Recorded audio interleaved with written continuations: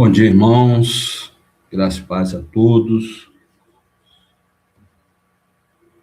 Vamos dar o início, então, a mais essa escola bíblica. Dando continuidade no assunto do capítulo 3.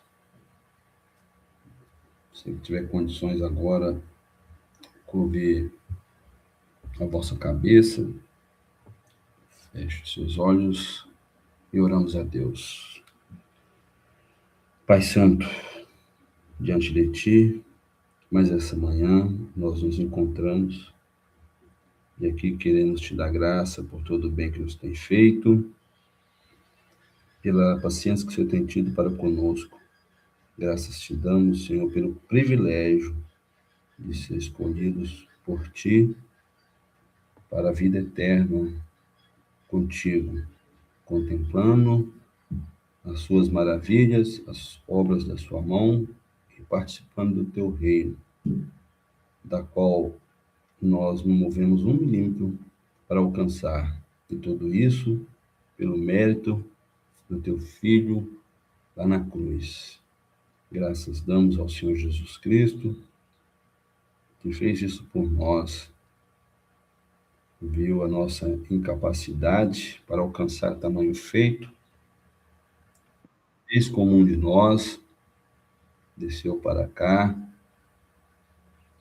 tudo o que foi necessário para cumprir os seus objetivos, ó Deus, ele fez, se esvaziou de Deus, antes se fez como um de nós, não quis ser igual ao Senhor no momento em que estava cumprindo a sua missão. Graças damos ao Espírito Santo, que nos consola, nos ajuda nos momentos difíceis das nossas vidas. O consolo aparece, o consolo chega até nós e nós vivemos sempre alegres, embora em alguns momentos de altos e baixos nas nossas vidas, mas nós estamos contentes, porque esse mesmo Deus é que nos capacitará, nos levará até o último dia das nossas vidas aqui.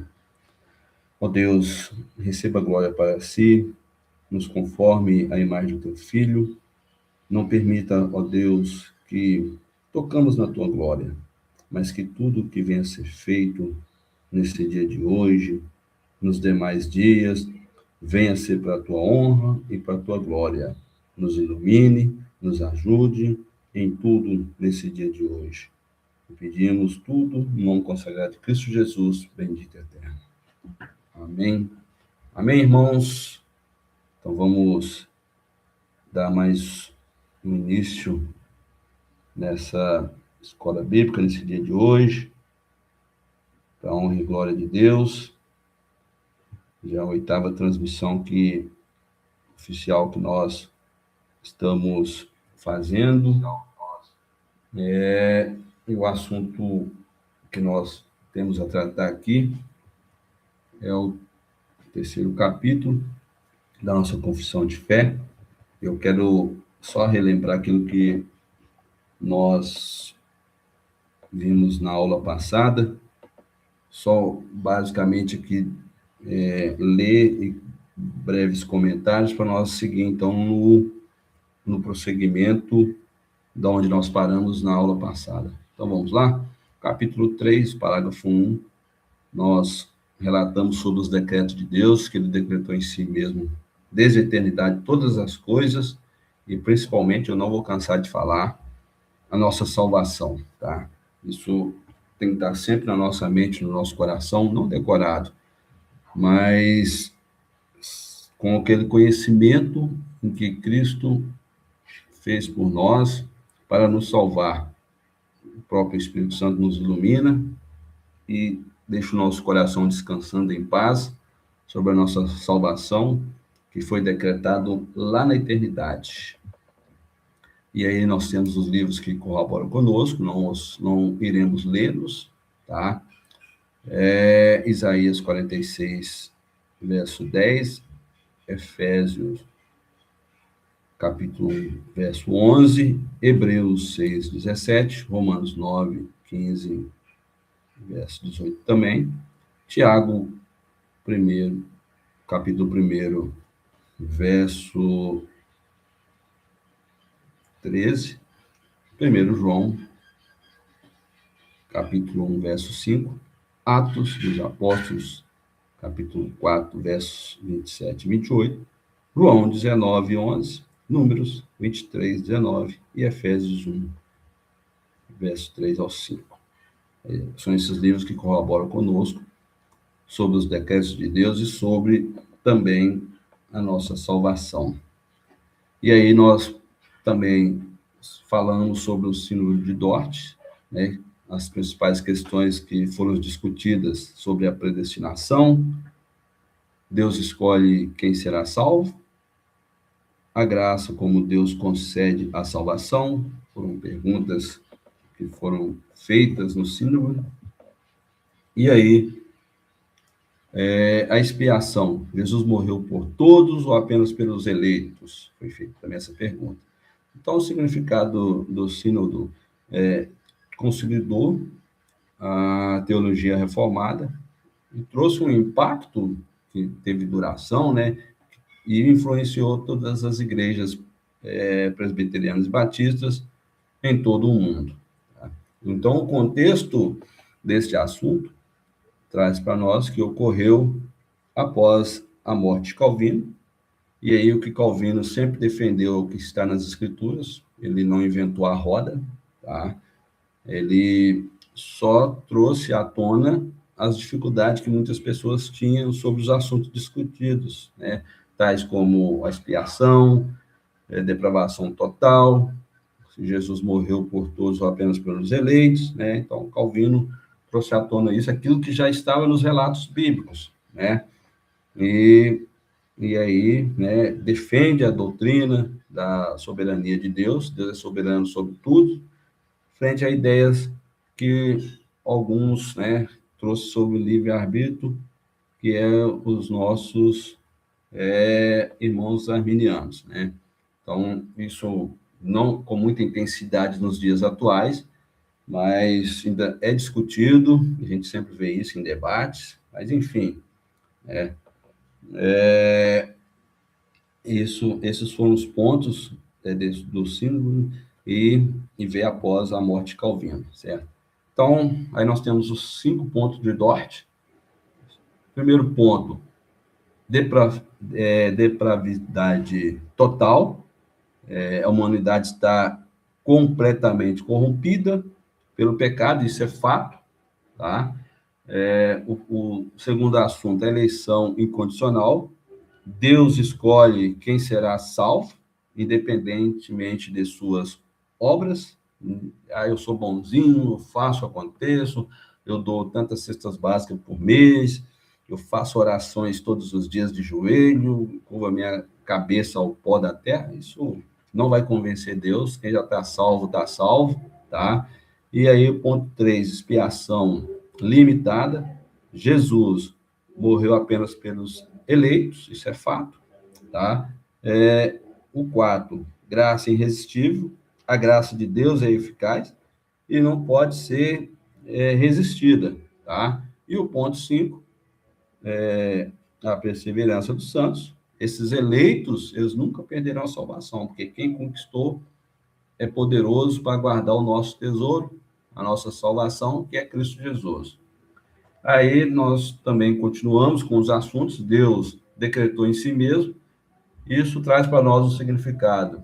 Embora Deus, ele age soberanamente, ordene todas as coisas, ele não viola a nossa vontade, o nosso livre-arbítrio sobre as coisas secundárias, tá?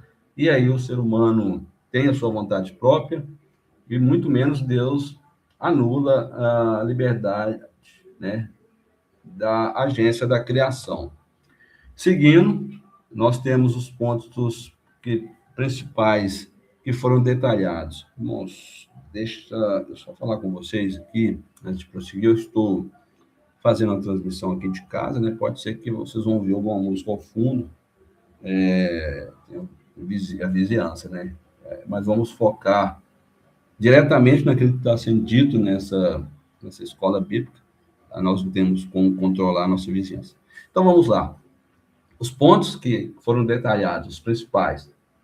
Causas secundárias, isso refere-se às leis da natureza, nós já falamos sobre isso, sobre as ações humanas, aquilo que acontece hoje, as leis da natureza, tem as ações humanas que vai corroborar para negativo ou positivo. A contingência, isso significa que os eventos ocorrem através de meios, causas, efeitos e escolhas livres, não por uma intervenção milagrosa, direta, constante. Elas continuam a operar conforme, né, foram propostos e de forma genuína, certo? A harmonia entre soberania e responsabilidade, né? A doutrina ensina que Deus governa o universo, né? Ele providencia tudo sem que ele seja o autor do pecado. E isso é fato, né? tudo que acontece de negativo, de depravação, isso significa que nós somos os responsáveis, tá? Aquilo que é negativo, que é pecado, nós não temos Deus incentivando nós a pecar, muito pelo contrário.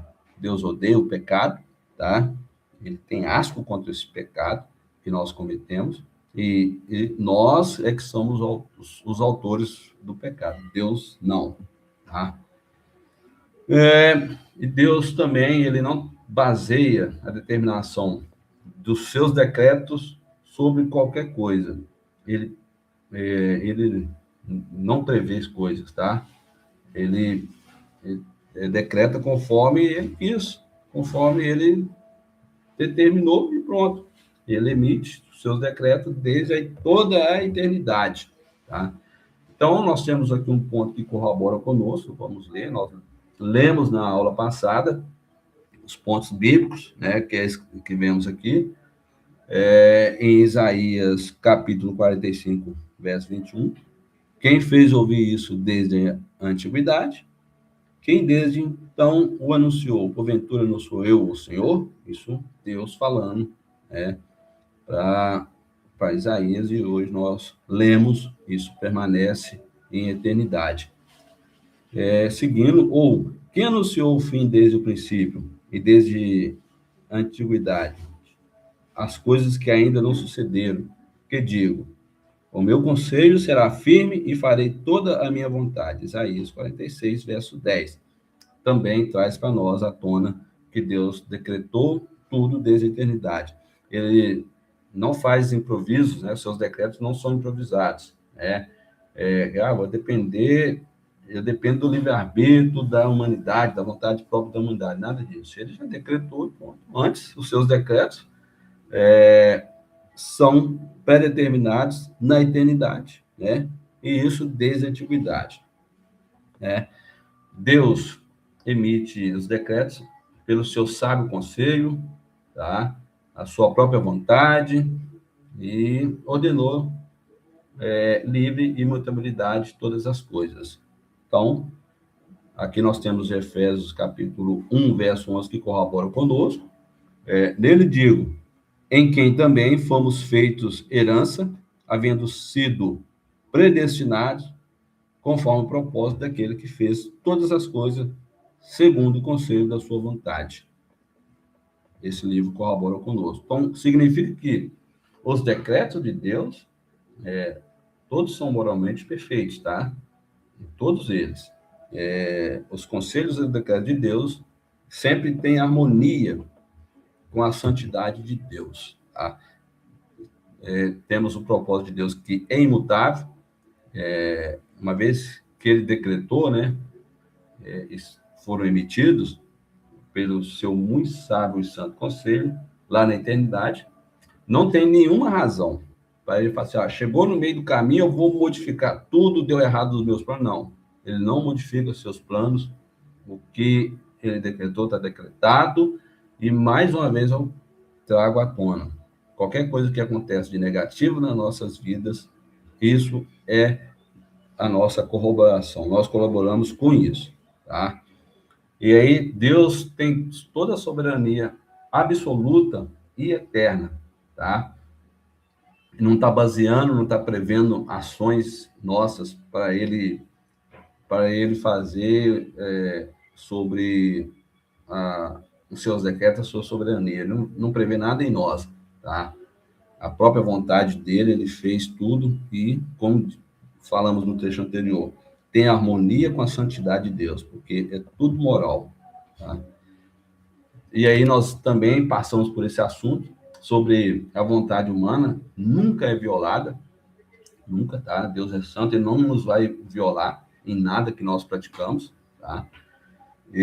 Seu decreto divino não vai nos transformar em robôs, ou, tipo assim, ele vai nos manipular, nada disso, tá? Vai nos persuadir de forma negativa de maneira nenhuma. Então, você não é um robô nas mãos de Deus, muito pelo contrário. Você tem a sua vontade própria, faz o que bem entende nos seus dias, porém você foi escolhido por Deus para a eternidade, para morar com ele a eternidade e ter vida plena com ele, paz, participar da justiça de Deus, participar do reino de Deus. E isso ele te escolheu. Agora, o que você vive hoje na atualidade, nada disso é violado, tá? Isso demonstra o poder e a sabedoria de Deus, tá? Seus propósitos e o seu decreto é mostrar a sabedoria e de Deus em dispor tudo, tá? Todas as coisas sobre a sua fidelidade, em cumprir aquilo que ele propôs para cada um de nós. Esse texto ele traz para nós uma harmonia, né, sobre a soberania de Deus em absoluto em tudo, com a nossa própria responsabilidade das coisas secundárias do nosso modo de viver aqui nessa terra, certo? Então, um texto declara uma clássica teologia calvinista que traz a enfatização sobre a soberania de Deus em todos os eventos, sem comprometer a santidade divina ou a liberdade humana. Não há comprometimento na santidade de Deus, porque o que nós cometemos de negativo, de pecado, é responsabilidade nossa, tá? Nós temos total responsabilidade sobre isso, e o que nós cometemos não compromete jamais a santidade de Deus, tá? E mais uma vez eu trago, Deus tem asco, Deus odeia o pecado. Tá? E aí temos alguns pontos principais que são detalhados.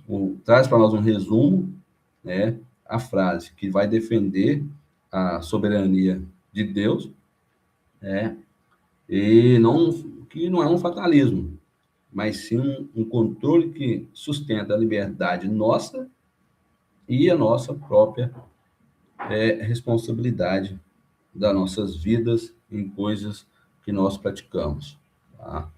E aí, você é salvo. É salvo. Eu sou salvo. Nós somos salvos. Isso não é responsabilidade nossa. Isso é um dom de Deus. Isso vem de Deus. E isso é pela fé. Tá? O que o capítulo 3 traz para nós no parágrafo 1 é sobre isso. E agora nós vamos passar mais um pouquinho pelo capítulo 3, do parágrafo 2º, tá? Se você tiver condições aí, abra sua confissão no capítulo 3, parágrafo 2, que nós vamos ler mais uma vez. Já passamos por esse capítulo nesse parágrafo na semana passada, eu fiz aqui um resumo, tá? E aí depois seguiremos com as demais partes, que é um capítulo, esse capítulo 3, o parágrafo 2, embora pequeno, ele traz muitas riquezas e muitos detalhes para nós, e os livros da Bíblia corroboram conosco sobre esse capítulo 3. Darei alguns segundos para você, então, abrir sua confissão de fé se tiver condições.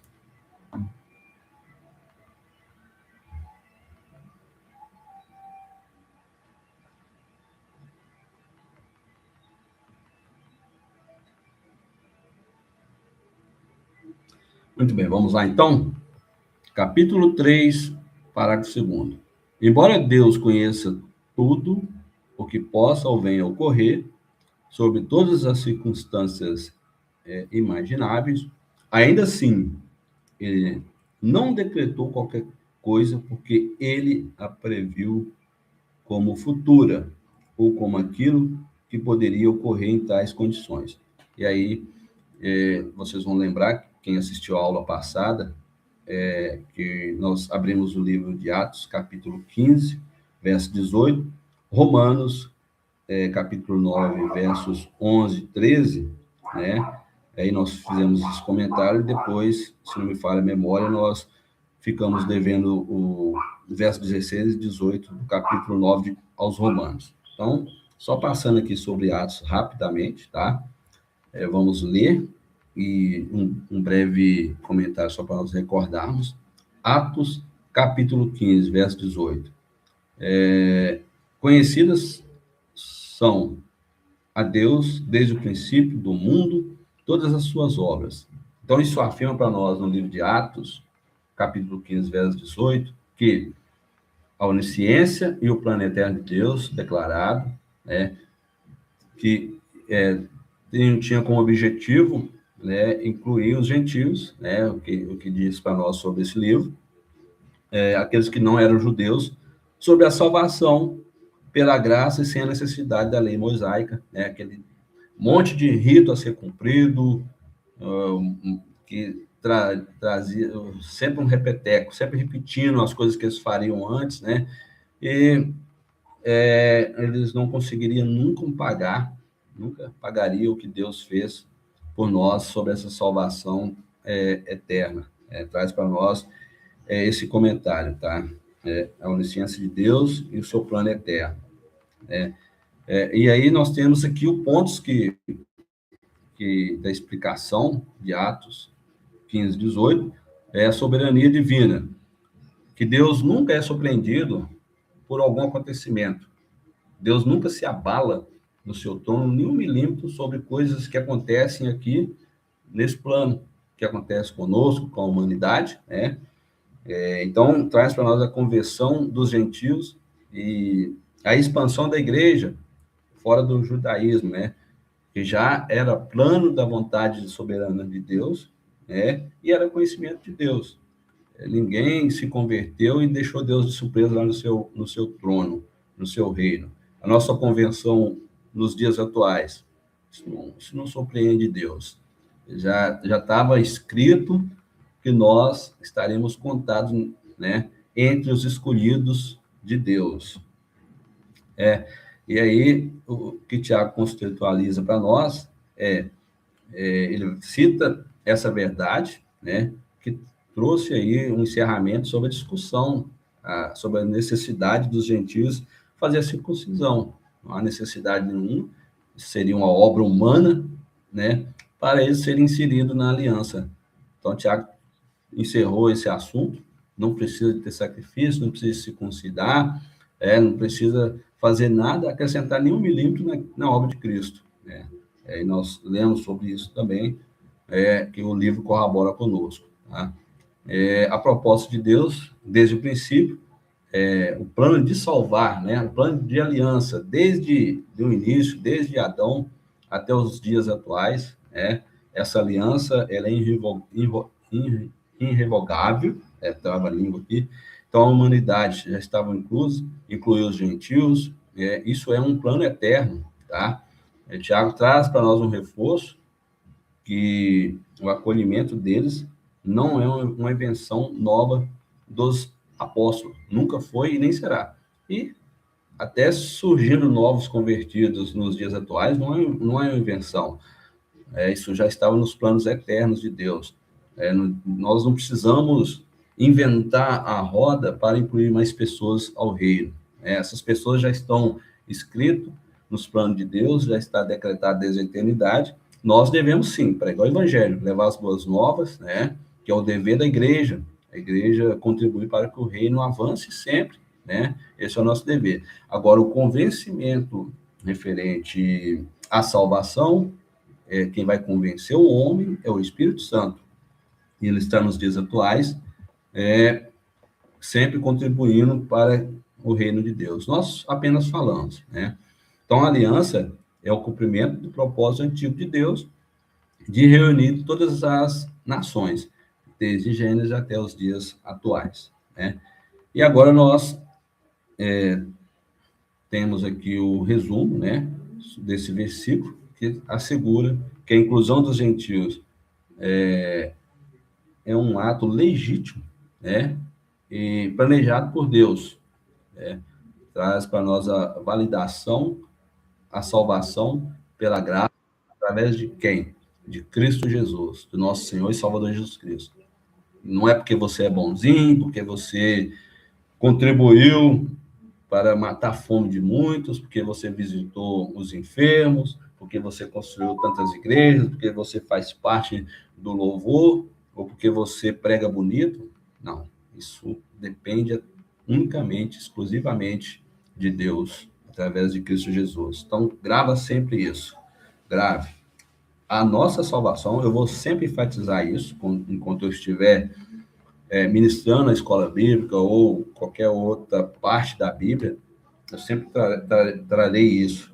A salvação, ela exclusivamente depende de Deus, ela é pela graça e fé em Jesus Cristo. Isso não vem de nós, Atos corrobora conosco, Efésios corrobora conosco também, é um dom de Deus para que ninguém se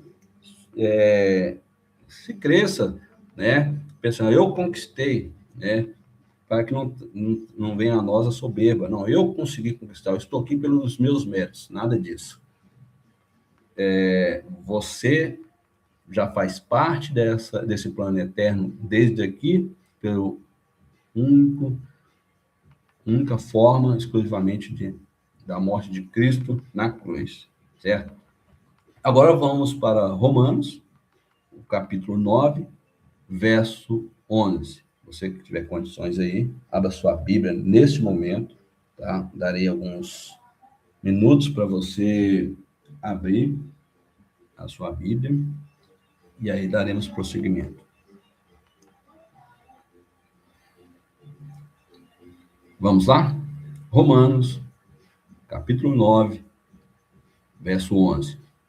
Porque, não tendo eles ainda nascidos, nem tendo feito bem ou mal, para que o propósito de Deus, segundo a eleição, ficasse firme, não por causa das obras, mas por aquele que chama. E aí vamos trazer os comentários resumidos, né? Isso traz para nós uma explicação sobre a escolha de Deus, sobre eleição, que é baseado na soberania e graça, não por nosso mérito, traz para nós mais essa corroboração sobre a salvação e o que o capítulo 3, no parágrafo 2, quer nos dizer. Então, os pontos-chave da explicação. Soberania na eleição. Essa escolha divina e não é influenciada pelo nosso comportamento, né? Pelo passado. Qual é o nosso passado, então? E o nosso presente? E o futuro? Nada disso influencia Deus. É divina e pronto, é os seus decretos. Né? Qual é o nosso passado, irmão? O que nós merecemos é a condenação eterna. É o nosso presente agora? Agora nós estamos mais focados que estamos nessa escola bíblica, né? Nesse momento aqui agora, e os demais que irão assistir essa aula no futuro, né? Mas se for o nosso comportamento, nos momentos em que nós estamos concentrados num culto, na escola bíblica, em oração, podemos até pecar menos, né? Mas a nossa vida, se o Espírito Santo não nos orienta, sempre estaremos cometendo pecado. E esses pecados que nós cometemos, irmãos, tem que trazer em nós arrependimento, e arrependimento genuíno. E aí, traz para nós sobre a independência de obras, né? Essa eleição não é uma recompensa por ações justas, jamais, tá? É um ato da vontade de Deus e pronto. Ele é Deus, ele faz de acordo com os seus decretos e seus propósitos. E aí, sobre os propósitos de Deus, esse objetivo é garantir que o plano de Deus ele permaneça firme, e sempre permaneceu firme, tá? Ele está focado no chamado gracioso. Aí temos o exemplo de Jacó e Esaú. Paulo traz para nós sobre esses gêmeos, né? Para trazer uma ilustração que Deus, soberanamente, escolheu a linhagem da promessa, que é Jacó, em vez da linhagem natural Esaú. Traz para nós uma demonstração de misericórdia de quem ele quer ter misericórdia. Pronto. Aí é sobre a justiça divina. A escolha não é injusta. Traz para nós uma revelação, né, de compaixão e poder de Deus sobre o eleito, que molda os vasos como deseja. Ele vai nos moldar conforme ele quer. E ele tem seus meios para fazer isso. E até, às vezes, através das nossas formas negativas de viver, ele usa disso, né? Ele usa da nossa vontade própria. Às vezes nós cometemos meios negativos, comportamentos negativos, pecaminosos, ele usa disso para nos moldar, né? O nosso próprio comportamento, da nossa vontade própria, Deus usa para moldar-nos, né? Então, essa passagem, ela enfatiza que a salvação é inteiramente um dom da graça de Deus, desvinculada de qualquer mérito. Não temos mérito.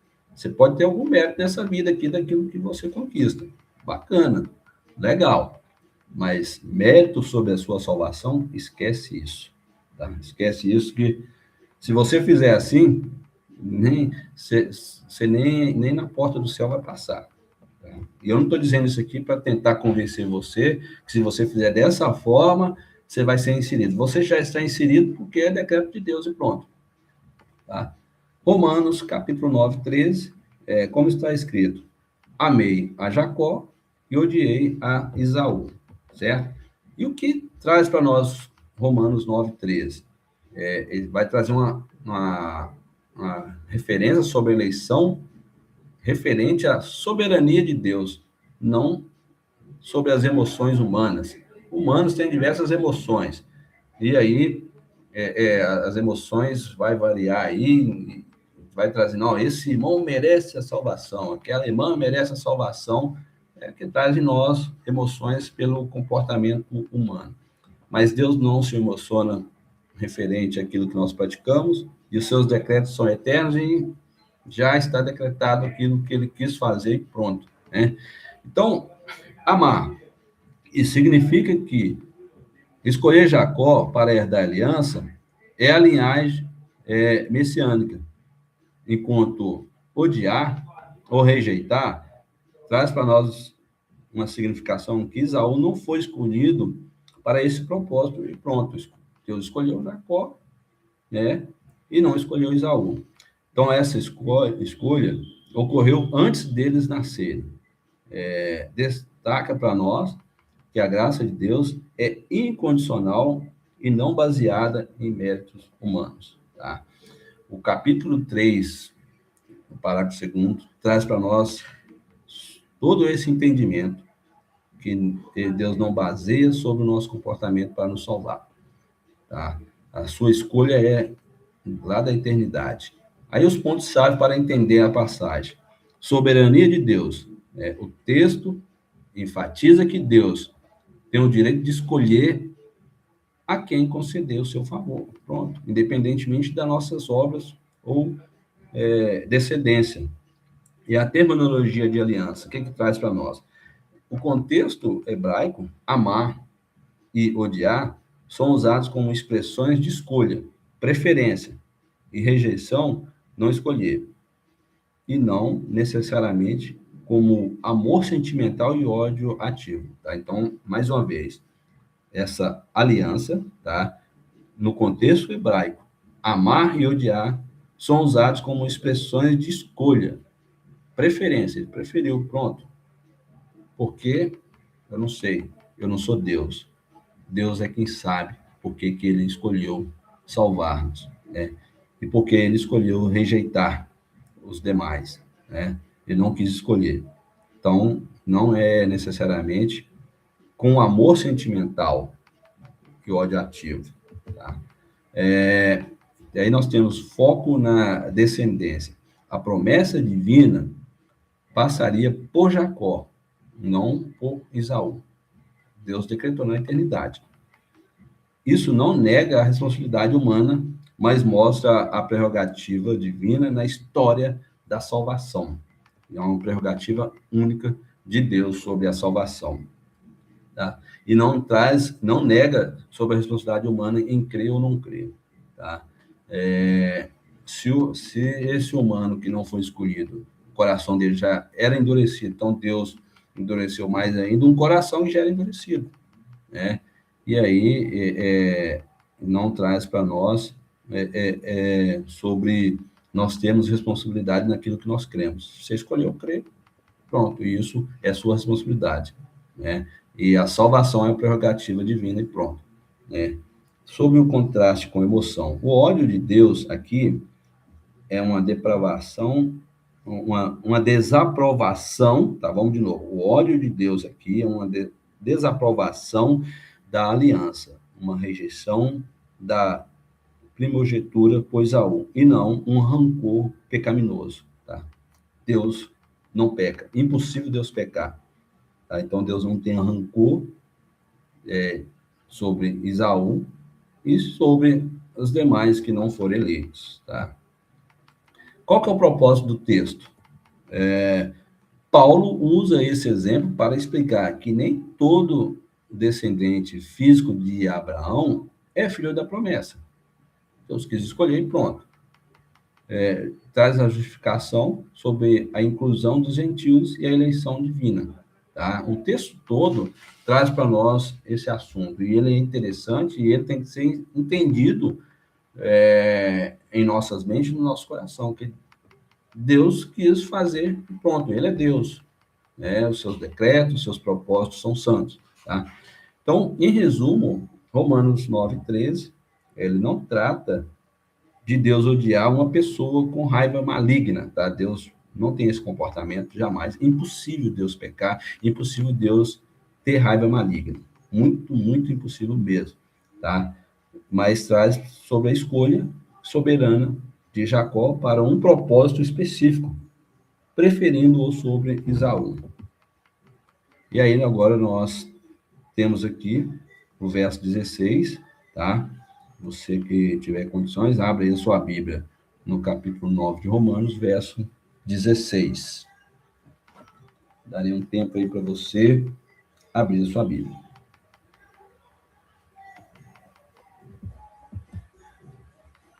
Vamos lá, então?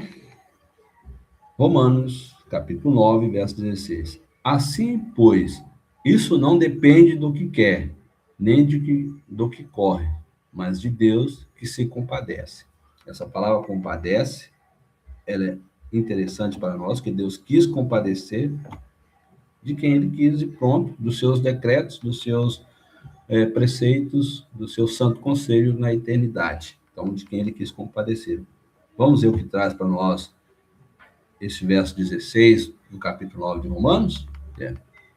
Então, afirma que a salvação e a eleição divina não depende do desejo de quem quer, tá?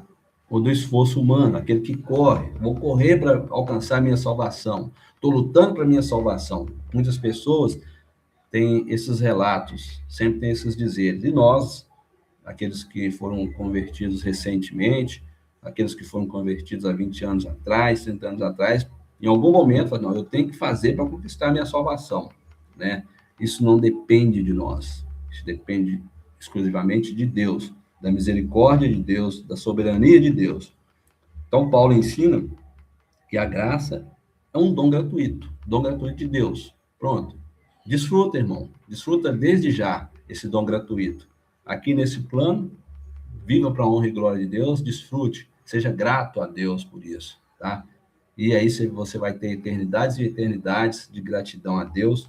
Nós não temos como pagar isso, jamais pagaremos isso, tá? Podemos ser gratos, porque Deus nos escolheu, pronto, né? Então, desfrute desse dom que é gratuito.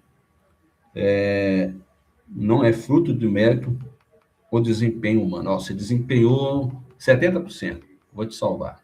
Nada disso. Você desempenhou 60%, vou te salvar. Não, não depende de nós, tá? Descansa tranquilo em Deus, viva a sua vida para a honra e glória de Deus nesse momento, nos dias futuros, tá? E seja sempre grato, descanse nele, tá? Porque ele já guardou o seu tesouro. E os pontos-chave da explicação: soberania divina, a decisão de Deus é baseada na própria vontade de Deus, né? E compaixão de Deus, não nas nossas ações prévias, né? Exemplificando como Jacó e Esaú, no verso 13, aquilo que nós comentamos anterior. Então, a corrida humana, correr, refere-se ao esforço próprio para alcançar a justiça ou salvação. Nada disso. O que Paulo argumenta que isso é insuficiente, tá? Você pode correr à vontade, você não vai conseguir alcançar os padrões morais de Deus, jamais. Tenta fazer aí que você vai cansar e não vai alcançar. Agora, se você se render ao seu Salvador, tem certeza, você descansou no seu Salvador, o céu é logo ali, tá? É só você fechar o olho aqui, você já está lá no céu.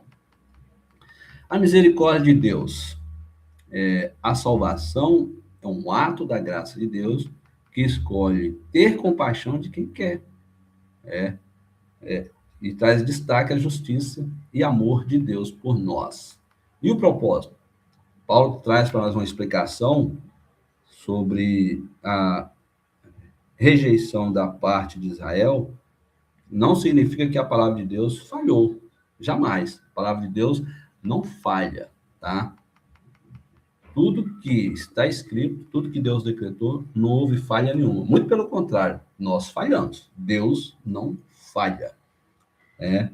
Mas que a eleição é baseada no propósito divino, tá? Então, em suma, o verso tira o foco do esforço humano, tá? Mais uma vez, eu comento com vocês, você não tem que esforçar para a sua salvação. Você, sim, tem que viver como um salvo, né? As suas obras que você tem, os seus comportamentos, vai trazer que você é um salvo, né? Você não pratica boas obras para ser salvo, você tem boas obras porque você é salvo, tá? E isso não traz de nós, não tira de nós o estado de pecar nesse momento, porque ainda estamos nesse corpo de carne e nesse plano material, tá? Então, esforço humano não traz salvação nenhuma, tá? Isso traz um destaque sobre a soberania e misericórdia de Deus no centro da salvação, tá? Romanos, capítulo 9, verso 18. Se você tiver condições, abra sua Bíblia aí, em Romanos, capítulo 9, verso 18. Nós já estamos caminhando para a parte final dessa aula, tá? Mas uns 8 slides nós já terminamos, tá? Vamos lá? Abriu sua Bíblia? Romanos, capítulo 9, verso 18. Logo, pois, compadece-se de quem quer, endurece a quem quer. Traz para nós o destaque da soberania absoluta de Deus na salvação e no julgamento. Paulo traz para nós uma explicação que Deus ele tem misericórdia de quem ele escolhe, sobre a eleição. E endurece o coração de quem escolhe a endurecer, né? Como Faraó, que já tem o coração duro. Já a natureza do homem que não está eleito já traz consigo um coração duro. Está bem claro as escrituras, os relatos bíblicos, não deixa dúvida. Mas é fácil para nós hoje falar, porque nós fazemos parte do reino, né? E temos que glorificar sempre a Deus. E aqueles que não fazem parte, não vai entender. Ele vai achar que ele tem que fazer algo para alcançar a sua salvação, né? Mas isso não depende de nós. Então, não está baseado nos nossos méritos, né? No livro corrobora conosco também mais isso. Vocês observaram que desde a explicação dos livros anteriores, capítulos e versos anteriores também, sobre o capítulo romano e versos anteriores, traz para nós sobre isso, que não tem mérito humano, né? Isso é para ficar bem fixado na nossa mente, no nosso coração, que é sobre a vontade própria de Deus e o propósito dele para nós, para nos salvar. E manifestando, sim, o poder e glória de Deus, tá? E Deus não está limitado pela vontade humana, tá? De maneira nenhuma, nem pelo nosso esforço. Ele governa conforme ele quer, conforme ele quis, né? E quem ele quer, ele concede a compaixão, né? E usando, né, para revelar o seu poder, como no caso de Faraó. Ele revelou o poder no comportamento de Faraó, que já era um coração duro, nos acontecimentos, ao tirar o povo, Deus, ao tirar o povo do Egito, né? E aí, Faraó já era um coração endurecido, e aí Deus revelou o seu poder através do comportamento também de Faraó.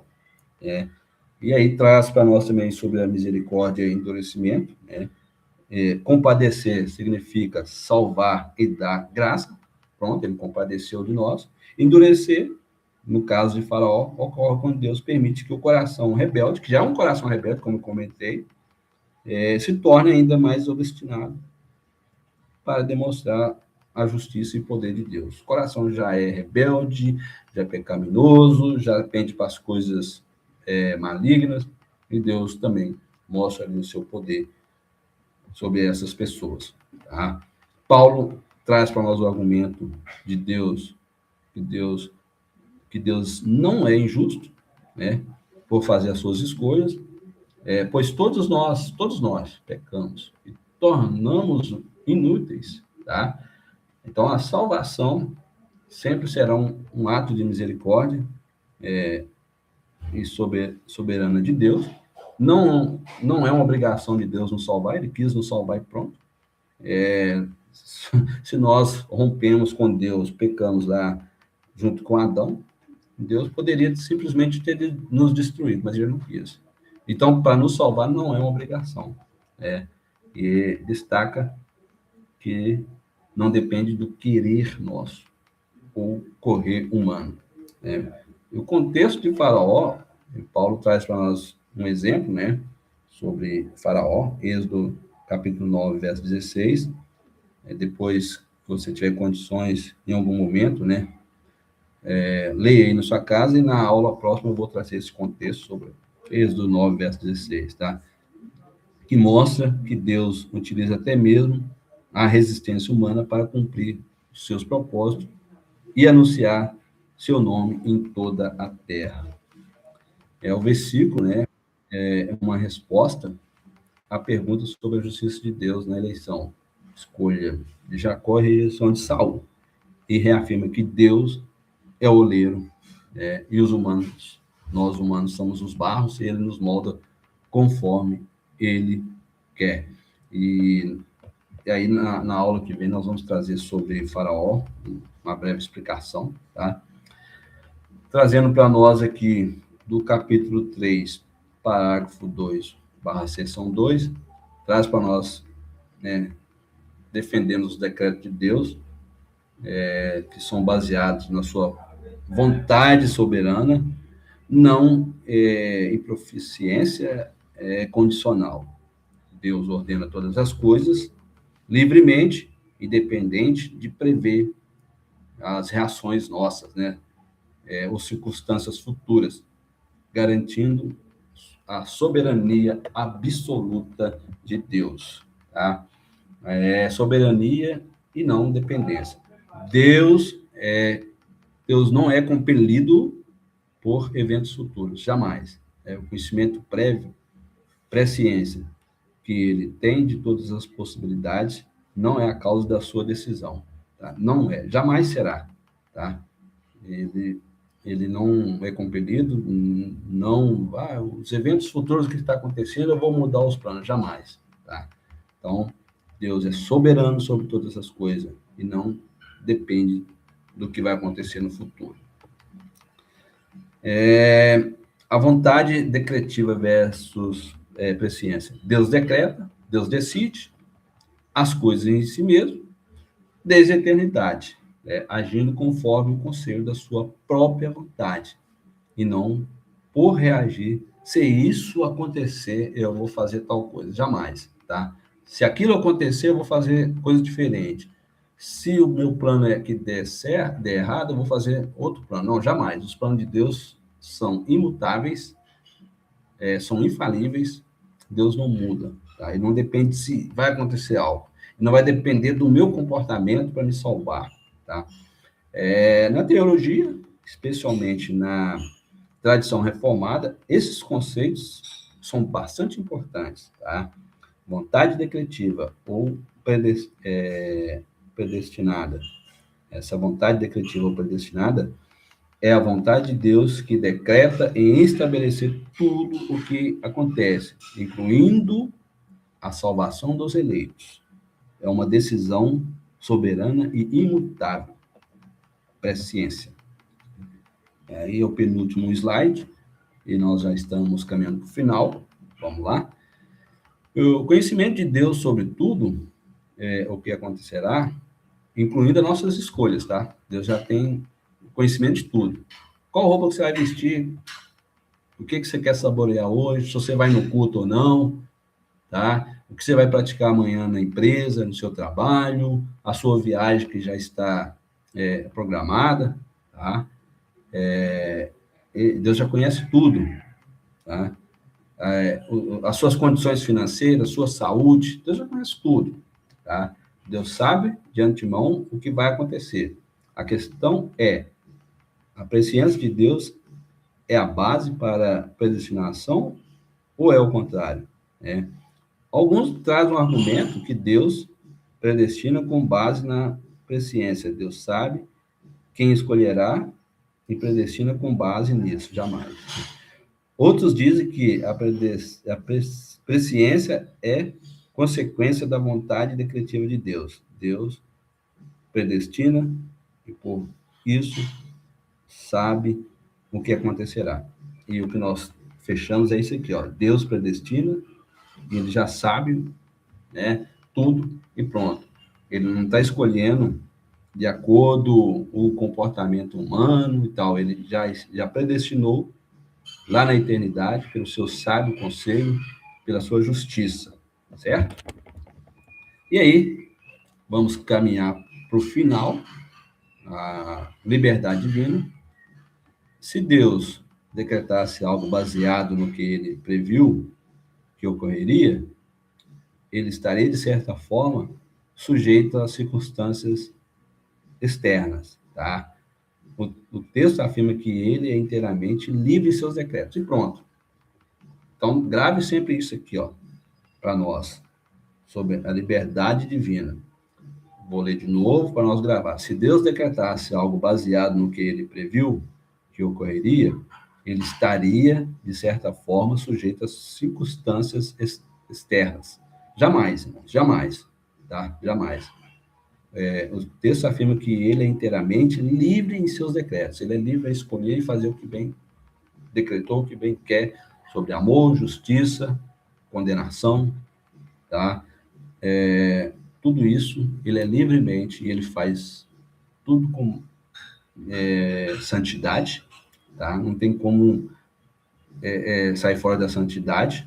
Deus não abala em nada disso sobre o que aconteceu hoje. Já está decretado tudo nos dias de hoje, amanhã, daqui 100 anos, tudo Deus já decretou e isso não altera em nada a santidade de Deus. Então, um resumo, né, para nós, o decreto de Deus acontece e estabelece o futuro. Pronto. Acontece e estabelece o futuro. Aquilo que está acontecendo agora vai acontecer daqui a 1 minuto, daqui 10 horas, daqui 10 anos, 100 anos, né? Já está estabelecido por Deus. E o bonito disso, a justiça disso é que ele não viola a nossa vontade e nem é autor do pecado. E aí eu encerro a aula de hoje sobre esse assunto e, se Deus quiser, assim estaremos no próximo domingo com mais uma aula, tá? Você que vai assistir essa aula no futuro, pegue desde o início, não pegue pontos exclusivos, pegue desde o início para você entender sobre os decretos de Deus, sobre esse capítulo 3, no parágrafo ou seção 2, sobre os assuntos que foram decorridos aqui, falando que nós relatamos. Tá bom? Então vamos orar? Se você tiver condições agora, curve a sua cabeça, feche seus olhos e oramos a Deus. Ó Deus, mais uma vez nós encontramos diante de Ti e Te damos graça por tudo que tem feito por nós e por tudo que ainda has de fazer para nós. Não temos palavras, não temos como te pagar, mas certo é que somos gratos. Por mais que em alguns momentos das nossas vidas nós nos mostramos rabugentos, amargurados por algo, mas sempre estamos gratos ao Senhor por tudo. E por isso nós te agradecemos por essa aula, te agradecemos por estarmos aqui, por poder representar o Senhor nos momentos que nós cometemos atos de justiça que provém do Senhor, nos momentos em que nós mostramos a luz de Cristo, nos momentos em que nós parecemos com Cristo. Tudo isso para a tua honra e para a tua glória. Te damos graça, ó Deus, pela vida eterna, te damos graça por tudo que o Senhor fez por nós hoje. Pedimos em favor da nossa igreja invisível e da nossa igreja local, pedimos pelos nossos irmãos que estão enfermos, as famílias que estão enlutadas. Senhor, traz o consolo para essas famílias. E, mais uma vez, pedimos ao Senhor que traz em nós a consciência que a nossa vez do luto ou da nossa partida chegará também. É o que pedimos tudo, em nome consagrado de Cristo Jesus, bendito e eterno. Amém. Amém, irmãos?